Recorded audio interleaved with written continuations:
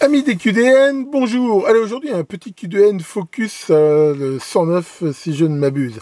J'ai pas encore assez de matos pour faire un vrai QDN, mais aujourd'hui je vais vous montrer deux trucs que j'ai trouvé, enfin deux trucs, un truc on va dire que j'ai trouvé chez Jiffy.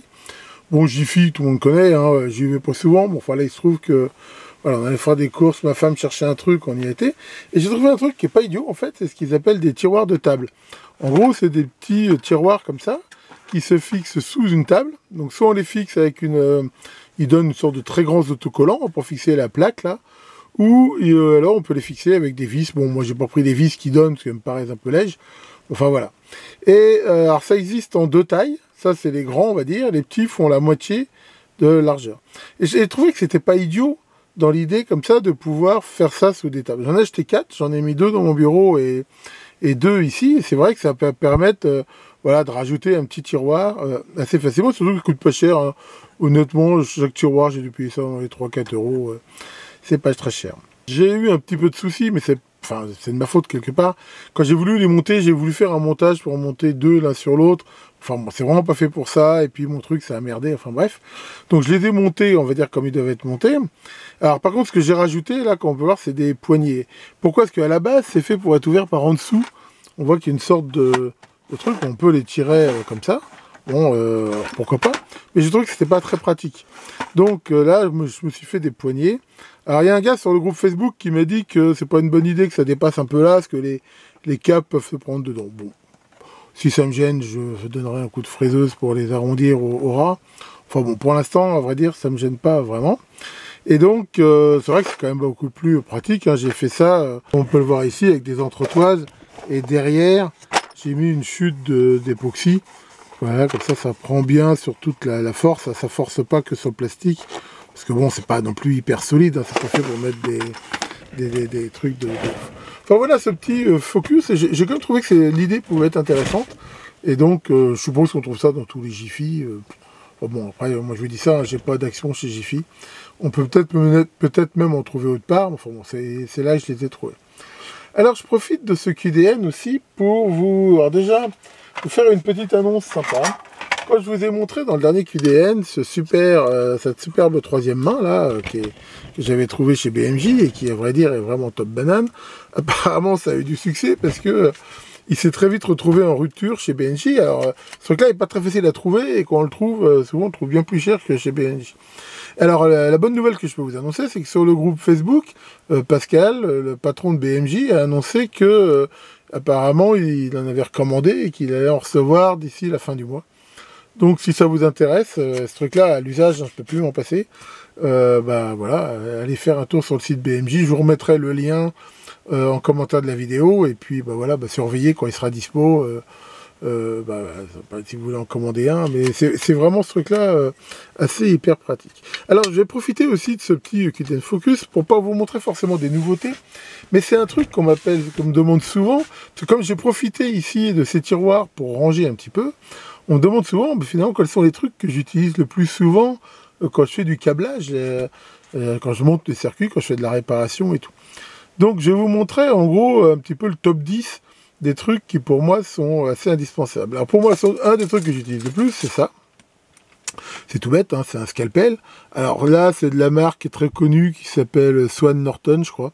Mais bon, on en trouve aussi... je veux dire, sur Ali et tout, de différents types. Hein, j'utilise aussi très souvent avec ces lames là qui sont beaucoup plus pointues.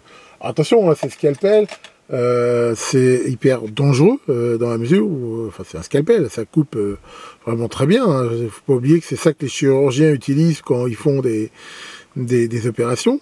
Sachant que par contre, pour bricoler, les lames, on peut trouver des lames, je veux dire, stériles. Mais ici, dans la mesure où c'est pas un usage médical, on en trouve aussi des non stériles qui coûtent quand même moins cher. Et voilà. Mais ça, le problème de ces lames, enfin c'est pas un problème, c'est que faut surtout pas faire levier avec. Si on fait levier, elle casse. C'est vraiment fait pour couper. Mais c'est vraiment le truc que j'utilise vraiment énormément. Ça, il n'y a pas photo. Après, bien sûr, ce que j'utilise beaucoup, bah, c'est les différentes Bruxelles que je vous ai déjà super montré. Alors celles-ci qui ont des bouts voilà, céramiques. Mais alors là, j'en ai un peu tout un lot. J'ai celles-là, tout bêtement, ça c'est des modèles qui étaient faits normalement pour l'épilation, on va dire, pour enlever les poils, quoi. Mais celles-là sont aussi des fois pratiques. Enfin voilà, j'en ai un petit peu de toutes les sortes. Et ça, c'est vraiment impec. Un truc que j'utilise aussi beaucoup en réparation, et ça, je vous l'avais montré, et je vous le conseille, c'est ces brosses-là. Alors, il y a différentes sortes. Il y a ce crayon-là, qui a une gomme un petit peu au bout qu'on peut tailler, et ici, cette petite brosse. Et là, aussi, cette brosse qui est très dure. Voilà, il y en a de différents systèmes. J'ai même aussi, je vous ai montré ça, le modèle, mais avec la brosse ici métallique. Donc ça, c'est vraiment quelque chose que j'utilise assez souvent, surtout quand je fais de la réparation. En plus, alors après, bien sûr, indispensable, les feutres, en particulier, hein, ceux-là que j'utilise énormément, que je vous ai déjà montré, qui marchent très bien. Et elles sont pas hyper fins, mais voilà, je vous ai montré ça, on trouve ça en bleu, rouge, vert, noir. J'utilise ça, et sinon, depuis toujours, ceux-là qui sont très connus, hein, qui sont des feutres permanents, à l'origine qui étaient faits pour ce qu'on appelait des transparents, enfin c'est un truc qu'on n'utilise plus tellement maintenant, que se mettait sur des rétroprojecteurs, mais qui servent à tout. Je sais que mon frère, qui est opticien aussi, utilise énormément ça. Et là, je vous avais montré ces modèles-là qu'on trouve sur... je sais plus où je les ai trouvés, ceux-là.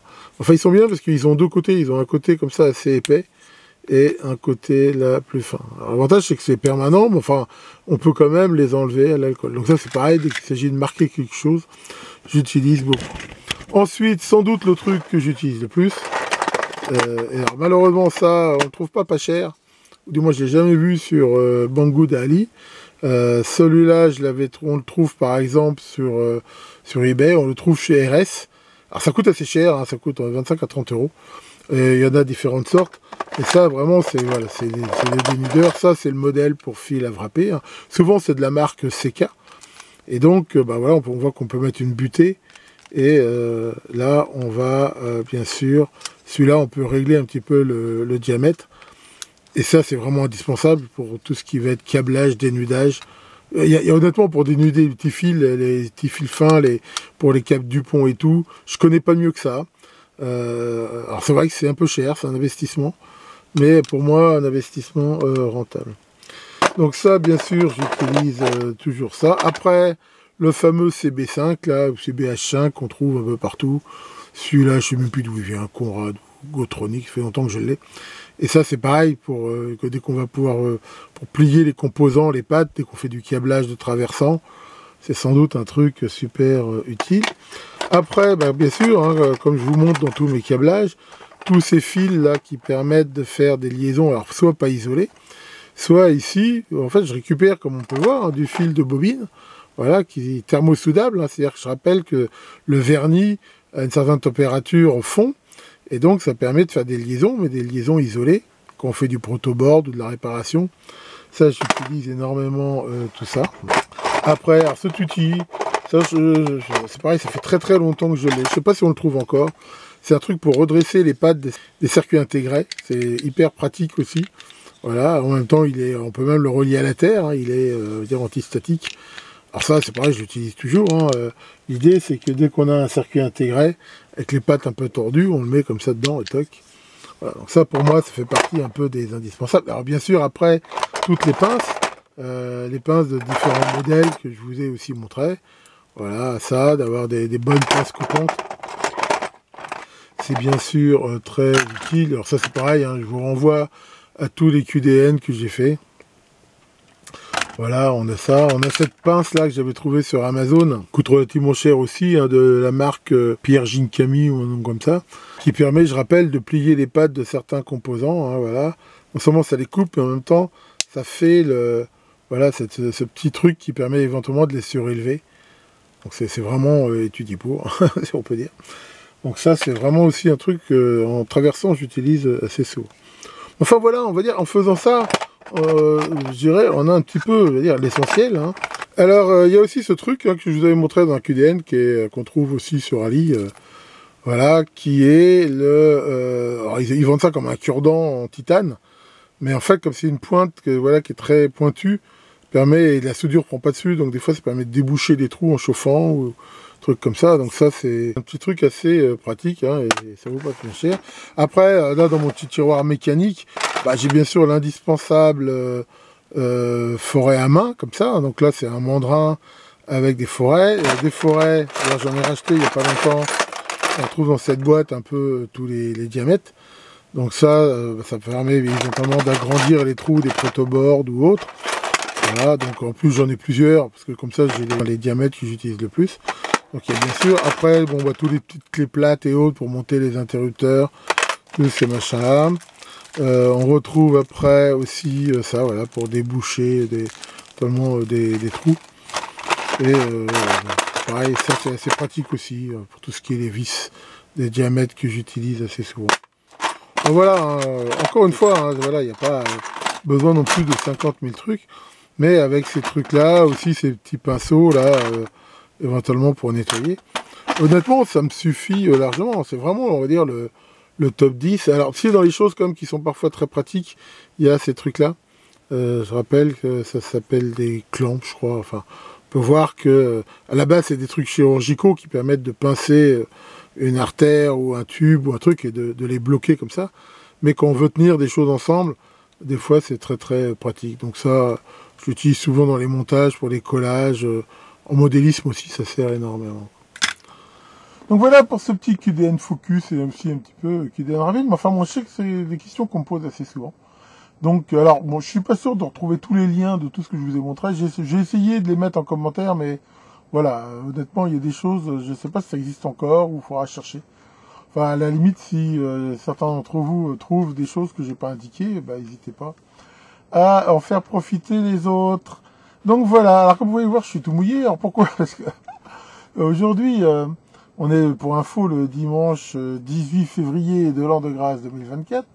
Il brûlait un petit peu, puis ma femme me dit, bon, elle était pour un sucre, va promener le chien. Alors bien sûr, je m'équipe vite fait, je vais promener le chien, et bien sûr, quand je suis arrivé tout au bout de ma promenade, à un peu plus d'1 kilomètre, là, il s'est mis à pleuvoir beaucoup plus fort, et donc, j'étais bien mouillé. Mais enfin bon, c'est pas grave. En effet, comme dit ma femme, je suis pas en sucre, mais voilà. Je reste un petit peu mouillé, mais heureusement, j'ai ma super casquette Sirob. Et tiens, Maurice, c'est toi, qu'est-ce que tu foutais? Toi, tu restais au chaud. Tu étudiais la géographie encore. Ah, c'est bien, et alors? T'as appris qu'en Suède, ils avaient du fer, après savoir qu'en foutre. Ah ouais, un petit peu le contraire du Vatican, quoi. Bon, allez, là-dessus, eh ben, faites de beaux montages, et à très bientôt pour de nouvelles vidéos.